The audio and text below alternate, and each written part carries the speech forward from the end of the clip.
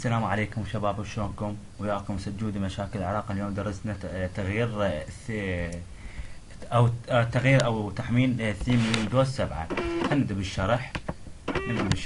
اول رابط هو الثيم هكر واحد، طبعا للمعجبين الهكر. خلي هنا، خلي الرابط النسخة.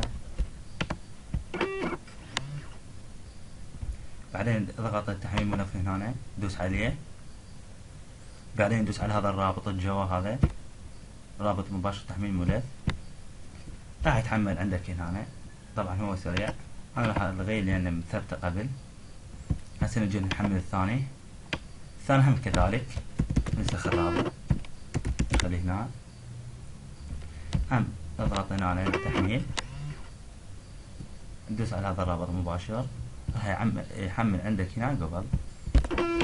اوكي، هسه بعد ما حملناهن تجي تفك اول واحد، هذا هكر واحد اخلاق. راح يطلع لك مجلد هيجي، تدوس عليه، الاول وحده، ثاني وحده، همين، تعطيه نسخ، تروح للسي تروح على هذا الويندوز. هنا تجي على هاي الكلمة، على ثاني وحدة تنسخن. طبعا انا مخلي من يعني سويته من قبل. هسه نجي انت بتدوس تطلع الكتابة بي اس ونعطيها يس. خلينا نسوي هسه، نشوف الثيم شلونه. وهذا الثيم،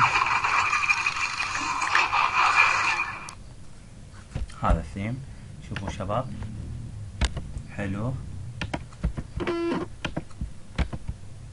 هسه نرجع على الثاني، هذا الثاني، شوفوا هذا، ندوس عليه على اول واحد، على هاي الثاني وحدة، نعطيه النسخ، وتروح على الحافظة هذا، هم تخلي، انا مسوي من قبل،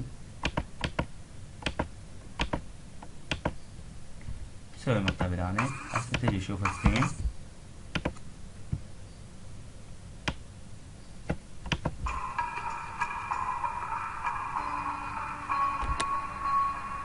هذا شباب الثيم،